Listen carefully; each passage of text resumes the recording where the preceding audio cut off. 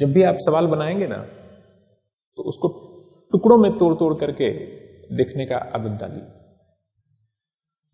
11 एक लाइन का इक्वेशन दिया है, एक कोई पॉइंट दिख रहा है लाइन पे और उस लाइन का दिशा दिख रहा है 2 3 C, और दूसरा लाइन L2 है, उस पे एक पॉइंट दिख रहा है -3 -6 0 और उसका भी दिशा दिख रहा है।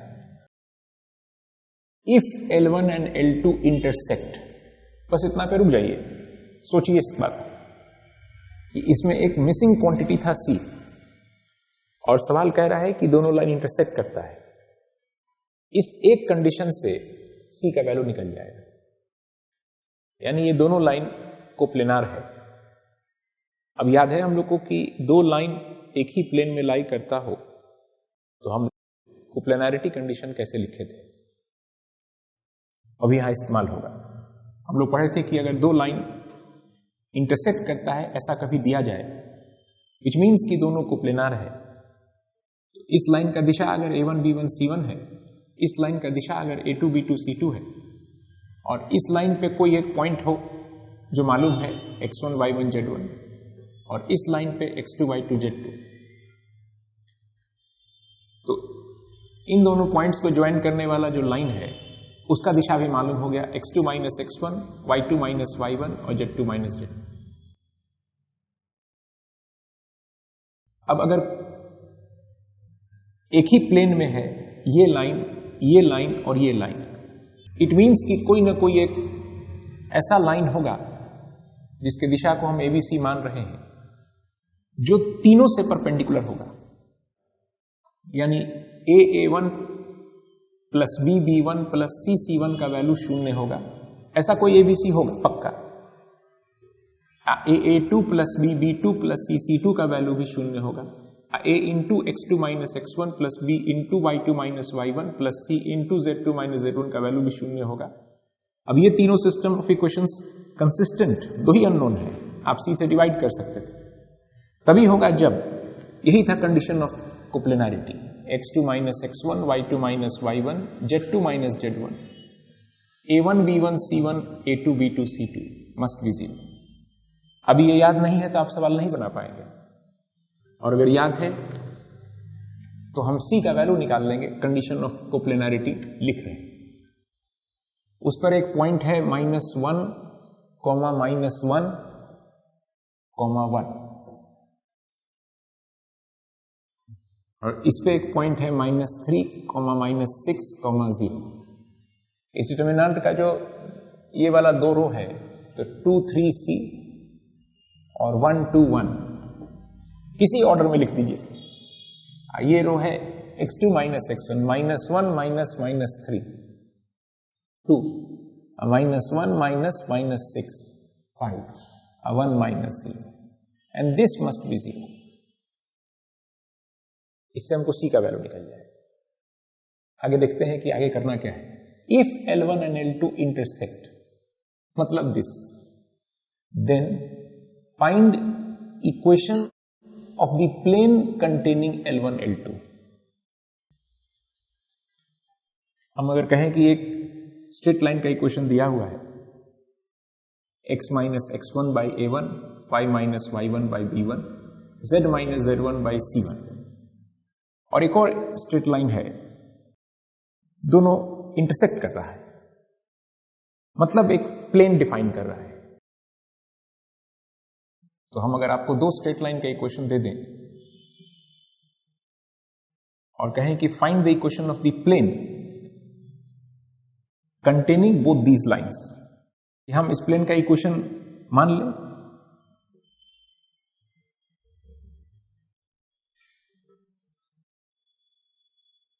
अब ABC अननोन है, पर दो बातें यहां और हमको मालूम है ABC के बारे में कि ये लाइन इसी प्लेन में कंटेंट है।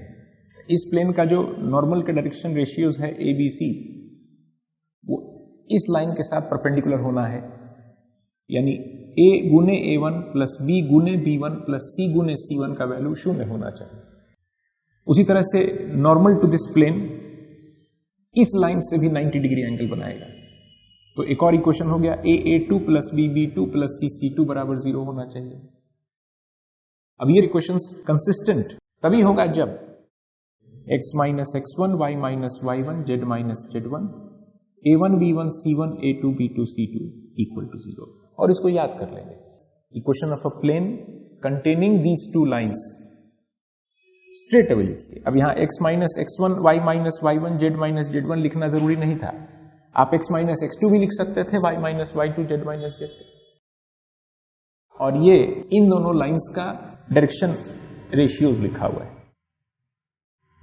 या हम अगर ऐसा सवाल पूछे होते कि find the equation of a plane which contains this line and is parallel to this line, तो भी यही इक्वेशन आता है, क्योंकि अगर इस लाइन को कंटेन करता है तो आप उस प्लेन का इक्वेशन ऐसा माने होते, क्योंकि एक पॉइंट तो आपको दिख रहा है जो उस प्लेन में लाई करता है एंड इस प्लेन के नॉर्मल के साथ ये लाइन 90 डिग्री एंगल बनाना चाहिए, तो दूसरा इक्वेशन आप ये लिखते। और चूंकि उस लाइन के पैरेलल है ये प्लेन, उससे भी ये नॉर्मल 90 डिग्री होगा, यानी ये इक्वेशन अभी भी वही रहेगा। हाँ, फिर आप यहां पे फिर आप x माइनस x2 नहीं लिख पाते, अगर वो लाइन इस प्लेन में नहीं है, ये लाइन है इस प्लेन में, तो यही लिखना होगा। चलिए इससे c का वैल्यू निकाल लेंगे और प्लेन का इक्वेशन निकालना है कंटेनिंग L1 एंड L2। तो हम x प्लस 1 दोनों लाइन उस प्लेन में लाई करता है, तो फर्स्ट रो में हम कोई भी एक ठो लिख सकते हैं, या तो x प्लस 1 y प्लस 1 और z माइनस 1 लिख दें, या x प्लस 3 y प्लस 6 और z लिख दें। और बाकी दोनों रो में 2 3 c जो कि निकाल लेंगे और 1 2 1। इस डिटरमिनेंट को जरा एक्सपैंड करके देखें, 2 टाइम्स हम फर्स्ट रो के अलोंग एक्सपैंड कर रहे हैं, तो 2 times this minus this 3 minus 2c plus 5 times c minus 2 plus 1 times 4 minus 3 and this must be equal to 0. 6 minus 4c plus 5c minus 10 plus 1 equal to 0. 5c minus 4c c, 6 plus 1 7 minus 10 minus 3 c बराबर 3 यहां डाल दीजिए। और अब equation of the plane 3 minus 6 minus 3 times x plus 1, 3 minus 2 plus 1 times y plus 1, 4 minus 3 plus 1 times z minus 1। अब इसको arrange कर लेना चाहिए, minus 3x plus Y plus Z minus 3 plus 1 minus 1 minus 3 बराबर 0, माइनस साइन से multiply कर दें and we get the answer.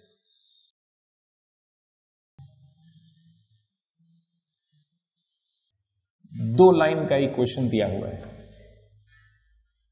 Find the distance of the intersection point of these two lines. अच्छा, इन दोनों लाइन्स का इंटरसेक्शन हो रहा है सवाल के अनुसार। कोई भी दो लाइन जरूरी नहीं है इंटरसेक्ट करे, इस सवाल में दिया हुआ है कि ये दोनों लाइन्स इंटरसेक्ट करता है, यानी दोनों को प्लेनार है, माने पक्का वो बात ट्रू होगा। 1 1 2 1 2 3 x2 minus x1 y2 minus y1 z2 minus z1, ये डिटर्मिनेंट का वैल्यू निश्चित रूप से शून्य होगा। आपको चेक नहीं करना है, दिया हुआ है सवाल में कि ये दोनों को प्लेनार है, इंटरसेक्ट करता है, उनका इंटरसेक्शन पॉइंट का कोऑर्डिनेट्स ढूंढना है और फिर उस पॉइंट का डिस्टेंस निकालना है from the plane passing through these 3 points. माने एक प्लेन का इक्वेशन निकालना है पासिंग थ्रू 3 पॉइंट्स, वो दोनों लाइन का इंटरसेक्शन पॉइंट ढूंढना है और उसका फिर shortest distance from this plane ढूंढना है। अब तीनों चीज अगर करने आता हो, इंटरसेक्शन पॉइंट ढूंढना, प्लेन का इक्वेशन लिखना और शॉर्टेस्ट डिस्टेंस निकालना, तो सवाल बन गया। एक एक करके देखते हैं। प्लेन का इक्वेशन लिखते हैं हम लोग पहले, x plus 1 y minus 1 z minus 1। अब 2 प्लस 8 माइनस 2 माइनस 1, सब में वही ऑपरेशन परफॉर्म करना है। 3 माइनस 1 लास्ट, ये पॉइंट है -4 minus 1 1, -4 minus 1 1, plus 8 minus 1 minus 1। ये ऑपरेशन सब में सेम है। प्लेन का इक्वेशन आ गया, यहां पे लिख रहे हैं 10 minus 3 2, 0 minus 2 and 4 implies this into this minus this into this, 4 हो गया। 4 times x plus 1 plus 8 minus 0, 8 times y minus 1 minus 20 plus 12 minus 8 times z minus 1।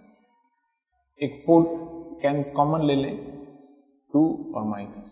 अब इसको जरा अरेंज कर लें, x plus 2y minus 2z, 1 minus 2 अब plus 2, तो plus 1 equal. हम प्लेन का इक्वेशन निकाल लिए एक पार्ट। इन दोनों का इंटरसेक्शन कैसे निकालें? इन दोनों लाइंस का हमको पैरामीट्रिक इक्वेशन लिखना होगा, यानी कि any point on this line का x कोऑर्डिनेट होगा t माइनस 1, y कोऑर्डिनेट होगा t माइनस 2, z कोऑर्डिनेट होगा 2t माइनस 1। और इस लाइन पे कोई भी एक पॉइंट का coordinate s plus 3, 2s minus 2 और 3s प्लस 3। अगर ये दोनों इंटरसेक्ट करता है तो कोई एक पॉइंट एग्जिस्ट करेगा such that s plus 3 equal to t minus 1 for some s and t।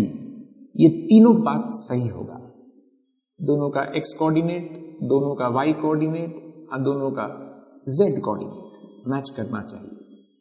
नहीं करेगा मैच, अगर ये दोनों हम इक्वेशन गलत दे दिए होंगे, कोप्लेनार नहीं होगा दोनों लाइंस, तो आपको ऐसा s और t नहीं मिलेगा जो तीनों इक्वेशन को सेटिस्फाई करे। हम इन दोनों इक्वेशंस को सॉल्व करके दिखाते हैं आपको s और t का वैल्यूज लाके, वो तीसरे को भी कर रहा होगा। अब अगर हम लोग इन दोनों इक्वेशन को सब्ट्रैक्ट कर दें तो इस तरफ मिलेगा right hand side 1 minus 1 minus minus 2, और left hand side minus s this minus this कर रहे हैं प्लस 5, यानी s बराबर 4, और इसमें डाल दें s बराबर 4 तो t बराबर 8, एंड दिस मस्ट सेटिस्फाई। अगर हम कोई एरर नहीं किए हैं तो this must satisfy this third equation. ये 15 हो गया और 15 हो गया, ये नहीं करता सेटिस्फाई। अगर ये दोनों लाइन कोप्लेनार नहीं होता तो ऐसा s और t आपको मिलता ही नहीं जो तीनों इक्वेशन को सेटिस्फाई करे। अब आपको इन दोनों का इंटरसेक्शन पॉइंट मिल गया, या तो t के जगह 8 डाल दीजिए या s के जगह 4 डाल दीजिए, you'll get the same 8, 6, 15, इन दोनों का इंटरसेक्शन पॉइंट होगा। बस अब आखिरी चीज, इस पॉइंट का इस प्लेन से परपेंडिकुलर डिस्टेंस चाहिए। अब x y z के जगह हम कोऑर्डिनेट्स डालेंगे, 8 प्लस 12 माइनस 30 प्लस 1 मॉड लेंगे, root under 1 square plus 2 square plus 2 square, that is the answer.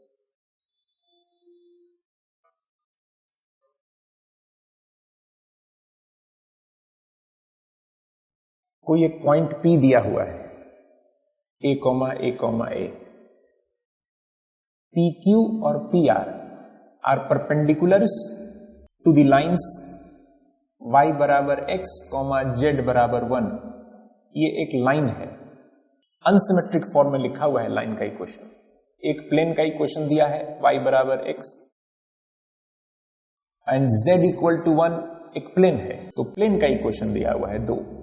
y बराबर x प्लेन का मतलब इन सब पॉइंट से गुजरता हुआ 1, 1, 0, 1, 1, 2, 1, 1, 5, 2,2,7 हम y बराबर x का मतलब बता रहे हैं सारा पॉइंट्स ऐसा जिसका x coordinate y coordinate same हो, z कोऑर्डिनेट कुछ भी, हम इस प्लेन का बात कर रहे हैं। इस सभी पॉइंट्स को स्पेस में अगर हम प्लॉट करें और ज्वाइन करें स्मूथली तो एक प्लेन सरफेस बनेगा। z बराबर 1 प्लेन का मतलब ऐसे सभी पॉइंट्स को ज्वाइन करने वाला सरफेस जिनका z कोऑर्डिनेट 1 है। अब y और x कोऑर्डिनेट कुछ भी, अगर आप इन सभी पॉइंट्स को प्लॉट कीजिएगा तो आप जानते हैं कि कैसा सरफेस जनरेट होगा। z बराबर 0 प्लेन बोलते हैं xy प्लेन को, और इससे 1 यूनिट ऊपर x एक्सिस को कट करता हो एट पॉइंट 1, यही प्लेन सरफेस है z बराबर 1। सारा पॉइंट्स जिसका z कोऑर्डिनेट 1 हो उन सबको खोजिएगा स्पेस में तो एक सरफेस क्रिएट होगा, यही वाला प्लेन सरफेस। तो हम आपको एक लाइन का इक्वेशन दिए हैं ये अनसिमेट्रिक फॉर्म में, तो आप आगे बढ़ने के पहले याद कीजिए कि क्या आप इसको देख करके लाइन के इक्वेशन को लिख सकते हैं कि नहीं सिमेट्रिक फॉर्म में। अगर नहीं लिख सकते हैं तो सवाल नहीं बनेगा।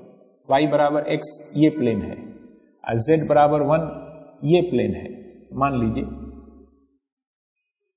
तो उन दोनों का जो इंटरसेक्शन हो रहा है उसी लाइन का हम बात कर रहे हैं, ये वाला लाइन y बराबर x एंड z बराबर 1। How to express the equation of this line in symmetric form. तो बताए थे कि आपको दो पॉइंट खोजिए जो दोनों प्लेन पे लाई करता हो। तो देखिए खोज दिए 1,1,1, 0,0,1, जिसका z कोऑर्डिनेट 1 होगा वो इस प्लेन पे लाई करेगा। इस प्लेन पे लाई करने वाला इनफाइनाइट पॉइंट्स हम ढूंढ सकते हैं। इस प्लेन पर लाई करने वाला जो पॉइंट होगा उसका x और y कोऑर्डिनेट सेम होना चाहिए। हम दो पॉइंट खोज दिए जो दोनों पे लाई करता है, और जब दो पॉइंट का कोऑर्डिनेट्स मिल गया अब हम उस लाइन का इक्वेशन लिख लेंगे 2 पॉइंट फॉर्म्स। x माइनस 0 बटे इक्वल टू y माइनस 0 बटे इक्वल टू z माइनस 1 बटे लिखेंगे। उस लाइन का डायरेक्शन रेशियो मिल गया 1 माइनस 0 1 माइनस 0 1 1 0। ये जो इक्वेशन लिखा हुआ है एक लाइन का इक्वेशन लिखा है, बड़ा ही खराब शक्ल है ये, प्लेन 1 एंड प्लेन 2। हमको उसको सिमेट्रिक फॉर्म में जब तक नहीं ट्रांसफॉर्म कर लें कोई काम का नहीं है। तो हम आगे बढ़ने के पहले ये कंफर्म कर लेंगे कि हम इस इक्वेशन को देख के कंफर्टेबल हैं कि नहीं कि ये एक लाइन का इक्वेशन लिखा है। P एक पॉइंट है a, a, और इस लाइन पे एक परपेंडिकुलर ड्रॉप किया गया है Q। कोई एक और लाइन है y बराबर -x एंड z बराबर -1।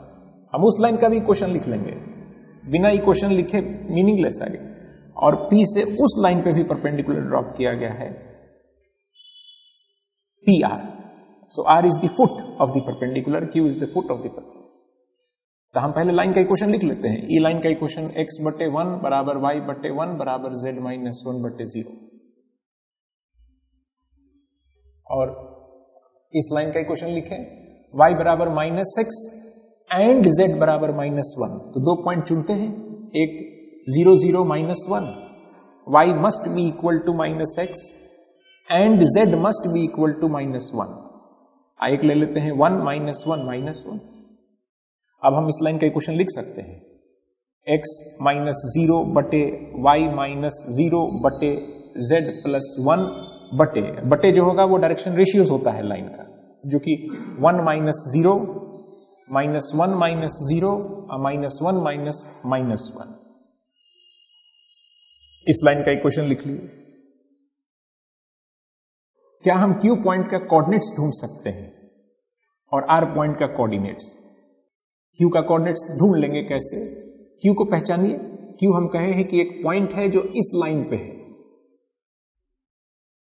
And line joining PQ perpendicular है उसके। अब हम इस लाइन पे कोई भी पॉइंट का कोऑर्डिनेट्स चुन सकते हैं, इक्वल टू कुछ t मान लें। तो हम क्यू का कोऑर्डिनेट्स चुन सकते हैं t, t, 1। ये तो हम लाइन का इक्वेशन नहीं लिखते तो भी हम ये बात समझ सकते थे कि कोई एक लाइन है जिस पर x कोऑर्डिनेट y कोऑर्डिनेट बराबर होना चाहिए एंड z बराबर 1 होना चाहिए। ये तो हम ऐसे ही लिख लेते tt। इतना मेहनत करने का क्या जरूरत था? है जरूरत। हमको डायरेक्शन रेशियोज भी चाहिए था। इस लाइन का डायरेक्शन रेशियो नहीं दिख रहा है। वो तभी दिखता है किसी लाइन का डायरेक्शन रेशियो जब दो पॉइंट मालूम x1 y1 z1 x2 y2 z2, तब हमको दिशा दिखता है x2 minus x1 y2 minus y1 z2 minus z1। और हमको अब ये मालूम है कि PQ लाइन, इसका डायरेक्शन रेशियो देखिए t minus a, t minus a, 1 minus a। अब वो इसके परपेंडिकुलर है। इस लाइन का दिशा है 1 1 0 और इस लाइन का दिशा भी लिखे। अब परपेंडिकुलरिटी कंडीशन लगाएंगे, एक इक्वेशन बनेगा t minus a into 1 plus t minus a into 1 plus 1 minus a into 0 must be 0। That is the perpendicularity condition.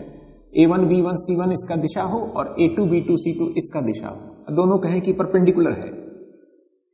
a1 into a2 plus b1 into b2 plus c1 into c2 0 होना चाहिए। दोनों कहें कि parallel है तो a1 बटे a2 equal to b1 बटे b2 equal to c1 बटे c2 होना चाहिए। और दोनों के बीच कुछ एंगल बोल दें 45 डिग्री। तो आपको फॉर्मूला याद होना चाहिए cos थीटा बराबर a1 a2 plus b1 b2 plus c1 c2 का मॉड बटे root under a1 square plus b1 square plus c1 square root under a2 square plus b2 square plus c2 square. Theta की जगह 45 degree डालें। सारा खेल है, formula याद है कि नहीं। अब इससे हम t बराबर a निकालें तो हमको q का कोऑर्डिनेट्स निकल गया a1। उसी तरह से r का निकालें। इस लाइन का पैरामीट्रिक इक्वेशन है t minus t minus 1 equal to t मान लिए, x बराबर t, y बराबर माइनस t, z बराबर 0 इंटू t माइनस 1। और ये परपेंडिकुलर होना है। फिर वही t minus a into 1 minus t minus a into minus 1 plus हो गया और minus 1 minus a into 0 must equal to 0। इससे हमको निकल गया 2t मस्ट बी 0 यानी t मस्ट बी 0। तो 0 0 माइनस 1 पॉइंट निकल गया।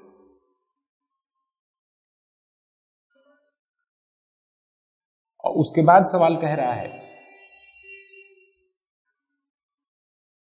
आगे p का कोऑर्डिनेट्स a दिया हुआ है। अब PQ and PR are perpendiculars to this line and this line respectively if angle QPR is equal to 90 degree. अच्छा, this and this are perpendicular, QPR angle is 90 degree, then find the value of A। Q का coordinates आप निकाल चुके हैं, P का A है, R का इतना है, this and this are perpendicular, find A। A minus A हम इस लाइन का डायरेक्शन रेशियोज लिख रहे हैं, A माइनस A और 1 माइनस A, यह है इस लाइन का दिशा और इस लाइन का दिशा A माइनस 0, A माइनस 0 और A प्लस 1 और ये दोनों परपेंडिकुलर है। So this into this plus this into this plus this into this, which is 1 minus a into 1 plus a, 1 minus a square केवल बचा, must be 0 यानी a का possible values है प्लस माइनस 1।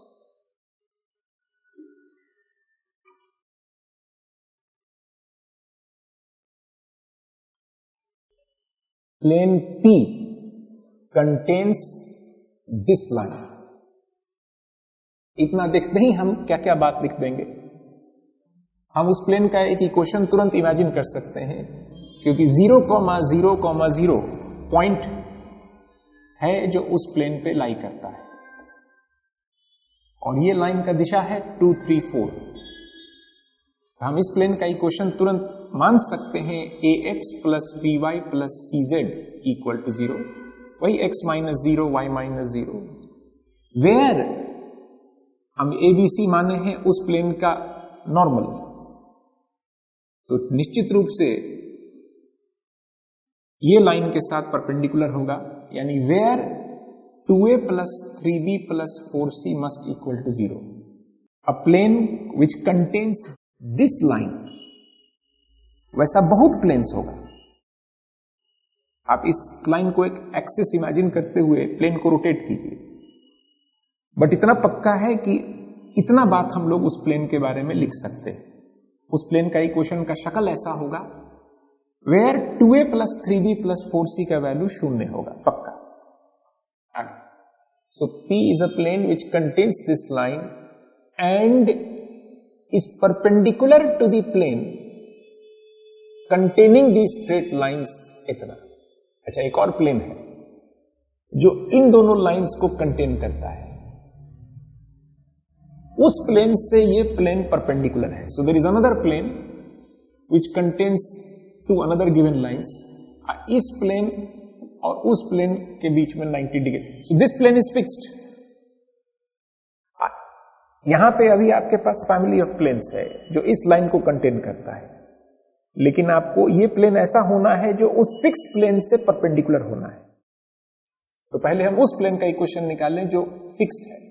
देखिए वो कैसे दिया हुआ है, डायरेक्टली नहीं दिया हुआ है प्लेन का equation, something in 2x plus, it contains these two lines. तो पहले हम उस प्लेन का इक्वेशन लिख लें, वही कोई एक ले लें, x y z। अगर यहां x माइनस 1 होता, y प्लस 1 z माइनस 2, तो वही लेते, या तो उसको ले लीजिए चाहे इसको ले लीजिए, क्योंकि दोनों को कंटेन कर रहा है। तो हम x y z लिख दिए, 3 4 2 है, 4 2 3 है, 3 4 2 4 2 3, ये इस प्लेन का इक्वेशन हो गया, द गिवन प्लेन। ये प्लेन का इक्वेशन ढूंढना है, find equation of the plane P। तो हम इस प्लेन का इक्वेशन लिख लेते हैं, 12 minus 4 8x plus 8 minus 9 minus y plus 6 minus 16 minus 10z equal to given plane. अब ये प्लेन वो प्लेन एक दूसरे से परपेंडिकुलर है। याद कीजिए, दो प्लेन के बीच का एंगल कैसे निकालते हैं, उनके नॉर्मल्स के बीच का एंगल। तो अगर आप कहते हैं कि ये दोनों प्लेन परपेंडिकुलर है, यानी आप कह रहे हैं कि इन दोनों का नॉर्मल्स परपेंडिकुलर है। तो इसके नॉर्मल का दिशा दिख रहा है और इसके नॉर्मल का दिशा तो आप माने हैं, तो आपके पास एक और इक्वेशन आ गया, 8 times a minus 1 times b plus minus 10 times c बराबर 0। अब इन दोनों इक्वेशन से आप ABC का वैल्यू निकाल सकते हैं, या आप इक्वेशन अब सीधे लिख सकते हैं, प्लेन का इक्वेशन। ये सिस्टम ऑफ इक्वेशंस कंसिस्टेंट है अगर, तो x y z 2 3 4 और 8 माइनस 1 माइनस 10 हो गया। या आप यहां से ABC का अनुपात निकाल लीजिए, a बटे माइनस 30 प्लस 4, b बटे 32 प्लस 20, c बटे माइनस 2 माइनस 24, माइनस 26 कॉमन ले ले तो माइनस 2 1। ABC का अनुपात निकल गया, यहां डाल दीजिए x minus 2y plus z बराबर 0, या आप इस डिटर्मिनेंट को एक्सपेंड कीजिए, you will get the same equation.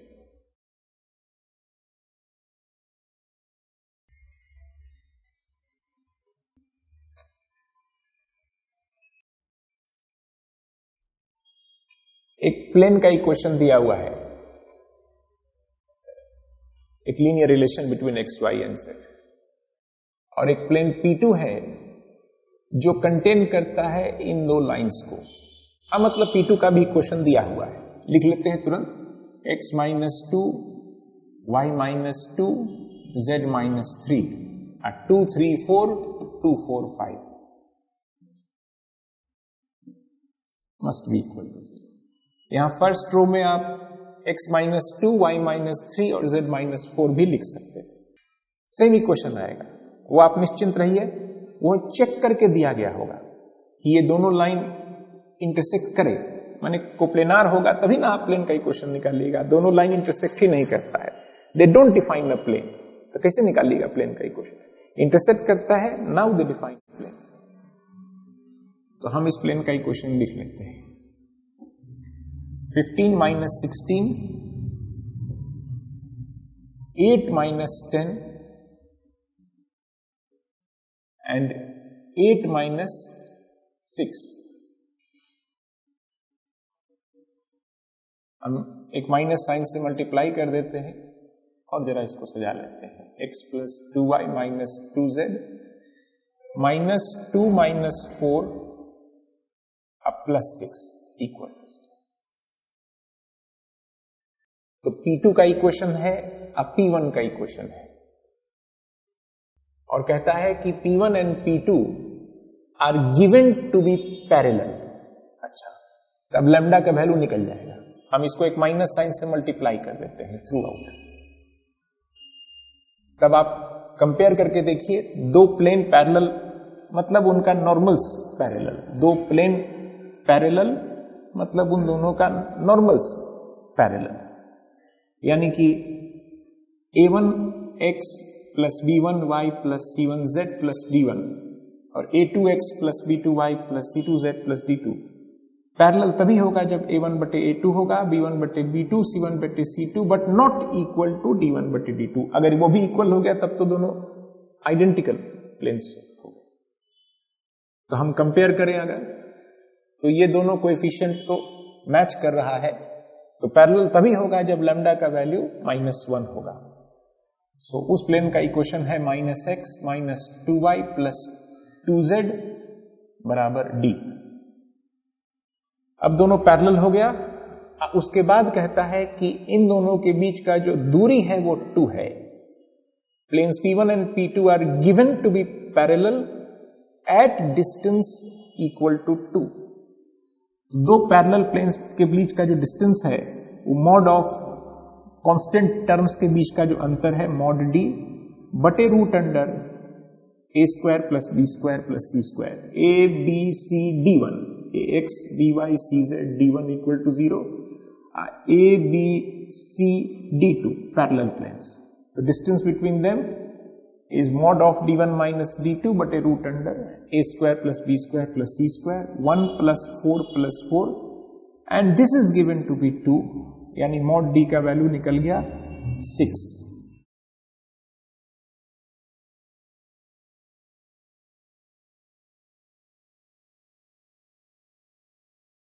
A plane whose perpendicular distance from origin is 1 unit meets the coordinate axis at points A, B and C। कोई एक plane है जो x एक्सिस को और y एक्सिस और z axis को cut करता है at points A, B, C। ये प्लेन का बाउंड्रीज नहीं होता है, प्लेन का हो ही नहीं सकता है, वो अनंत, मतलब ये जैसे एक दीवार जैसा समझिए YZ प्लेन। उसको ये प्लेन जब कट करेगा तो एक लाइन बनेगा ना, वही लाइन इस चित्र में हम दिखा पा रहे हैं। इस प्लेन को अनंत उधर उधर और इधर, तो कोई एक प्लेन सरफेस है जो एक्स वाई जेड एक्सिस को कट करता है 3 पॉइंट पे और उसका perpendicular distance from the origin वो 1 है, परपेंडिकुलर ड्रॉप किए।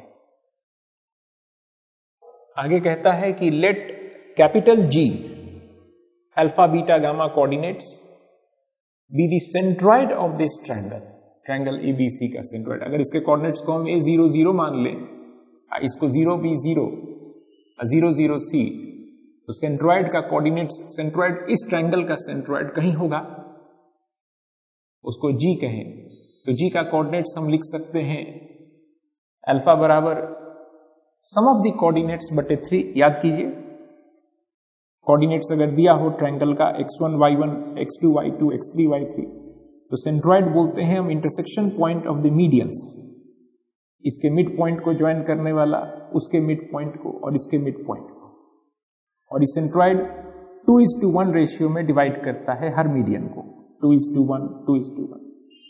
तो हम इसका मिड पॉइंट खोज सकते हैं x2 plus x3 by 2 y2 plus y3 by 2, और फिर 2:1 सेक्शन फॉर्मूला से इस पॉइंट का कोऑर्डिनेट्स मालूम है, तो 2 times this plus 1 times this बटे 2 प्लस 1। तो हम लोग सेंट्रॉइड का कोऑर्डिनेट्स रटे थे, सम ऑफ द एक्स कोऑर्डिनेट्स बटे 3, वाई कोऑर्डिनेट ऐसे। हाँ, 3 डायमेंशन में एक थर्ड कोऑर्डिनेट भी होगा, same sum of the Z coordinates बटे 3। तो अगर हम ए बी सी का कोऑर्डिनेट्स मान लें कुछ, तो अल्फा का वैल्यू होगा a प्लस 0 बटे 3, बीटा का वैल्यू होगा b बाई 3 और गामा का वैल्यू होगा c बाई 3। क्वेश्चन देखें पहले। So let capital G be the centroid of this triangle, then आपको वैल्यू निकालना है 1 बटे अल्फा स्क्वायर प्लस 1 बटे बीटा स्क्वायर प्लस 1 बटे गामा स्क्वायर का वैल्यू निकालना है। 1 बटे अल्फा स्क्वायर प्लस 1 बटे बीटा स्क्वायर प्लस 1 बटे गामा स्क्वायर का मतलब 9 टाइम्स 1 बटे ए स्क्वायर प्लस 1 बटे बी स्क्वायर प्लस यही निकालना है, यही निकालना है। एक डेटा है अभी जो हम अभी इस्तेमाल नहीं किए। इस प्लेन सरफेस का ओरिजिन से दूरी दिया हुआ है 1। इस प्लेन सरफेस का इक्वेशन हम लिखें x by A plus Y by B plus Z by C बराबर 1, और इसका डिस्टेंस फ्रॉम द ओरिजिन कितना होगा, ax plus B Y plus C Z plus d equal to 0 plane का distance from the origin mod d बटे root under इतना square plus इतना square. तो इसका कांस्टेंट टर्म है -1, तो मॉड ऑफ -1 1 बटे रूट अंडर x का कोएफिशिएंट है 1 बाई ए, तो 1 by A square plus 1 by B square plus 1 by C square. ये हुआ इस प्लेन का ओरिजिन से दूरी जो कि दिया हुआ है 1। सवाल बन गया, यहां से हमको 1 by A square plus 1 by B square plus 1 by C square का वैल्यू निकल गया। क्रॉस मल्टीप्लाई कर दीजिए, दोनों तरफ स्क्वायर कर दीजिए, 1, and therefore the answer is 9.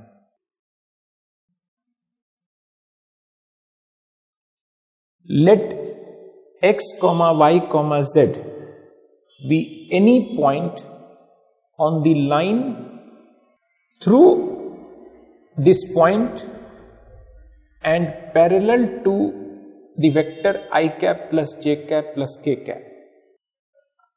एक लाइन का इक्वेशन दिया हुआ है, x0, y0, z0 से पास करता है कोई लाइन और इस वेक्टर के पैरेलल है। तो लाइन का इक्वेशन अब हम लिख सकते हैं, अगर हमको कोई एक पॉइंट का भी कोऑर्डिनेट्स दे दीजिए जो लाइन पे लाई करता है और उस लाइन का दिशा दे दीजिए, तो हमको दिया हुआ है कि एक वेक्टर है आई कैप प्लस जे कैप प्लस के कैप। तो वेक्टर का जो कंपोनेंट्स होता है वही वेक्टर का डायरेक्शन रेशियोज होता है। याद दिला दें आपको, अगर एक वेक्टर है a1 i cap plus a2 j cap plus a3 k cap, a1 i cap plus a2 j cap plus a3 k cap, इधर x एक्सिस इधर y एक्सिस इधर z एक्सिस मान लिए।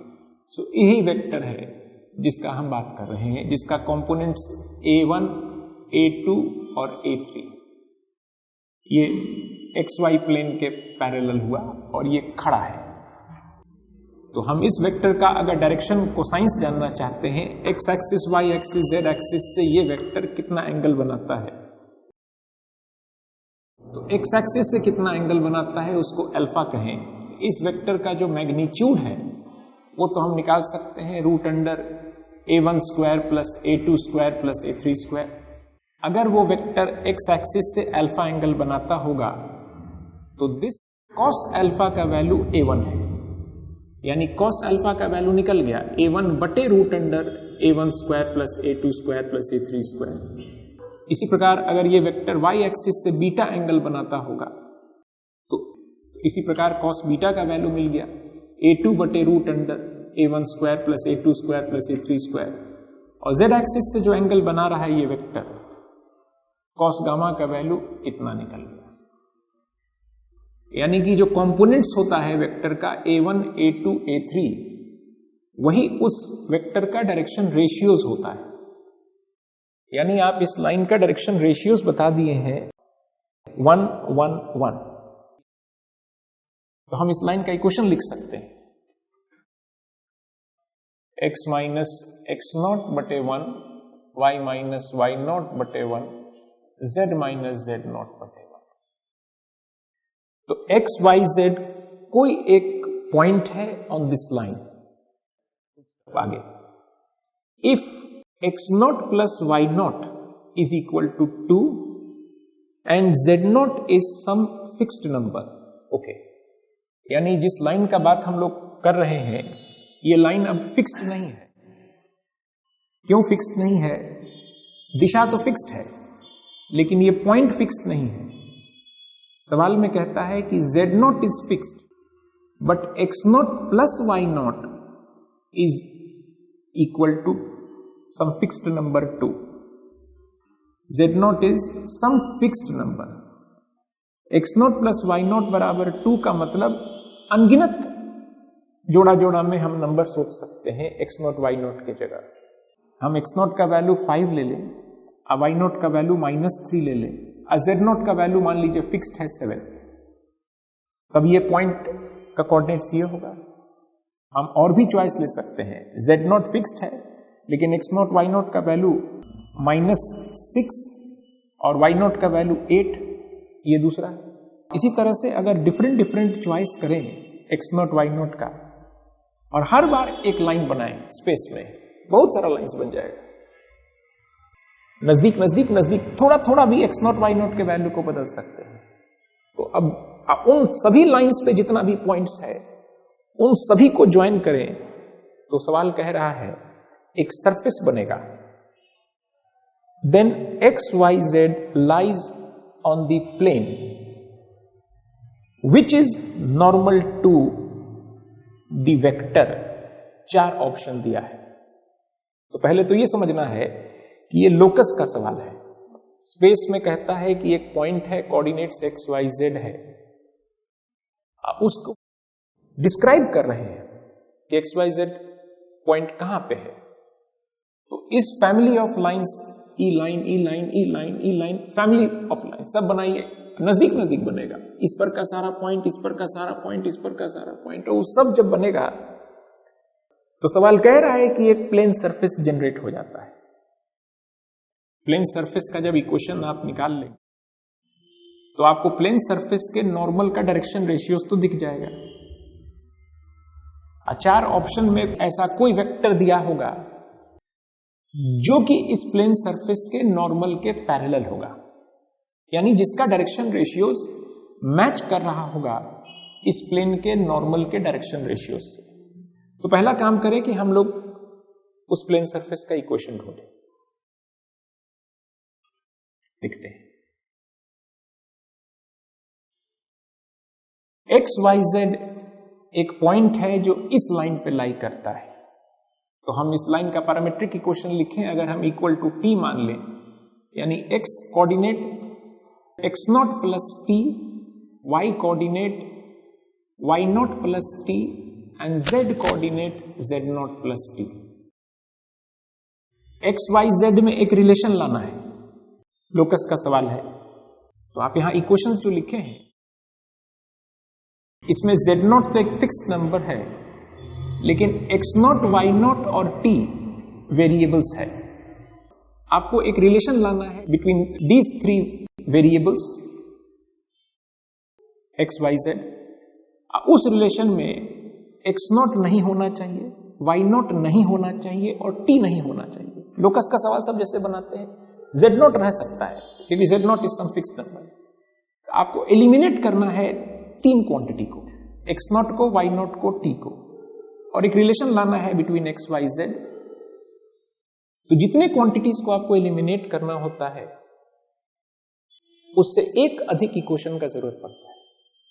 एक है आपके पास और दिया हुआ है x naught plus y naught का वैल्यू 2 है। अब इस सेट ऑफ इक्वेशंस में से आपको सिर्फ अब करना यह है कि एक इक्वेशन बनाना है जिसमें x नॉट वाई नॉट और t नहीं दिखे।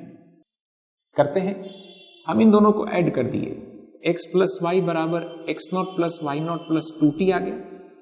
X naught plus y naught की जगह 2 लिख दिए और अब यहां से t का वैल्यू निकाल के इसमें डाल दीजिए।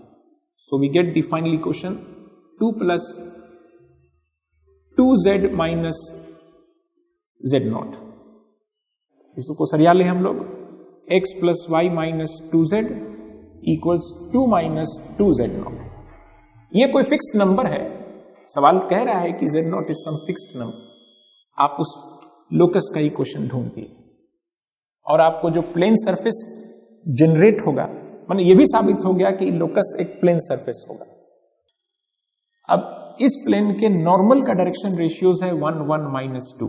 अब चार ऑप्शन में कोई अगर वेक्टर इस तरह का लिखा हो i plus j minus 2k तो उसको टिक करेंगे। Exactly i plus j minus 2k जरूर नहीं, हो सकता है half i plus half j minus k लिखा हो।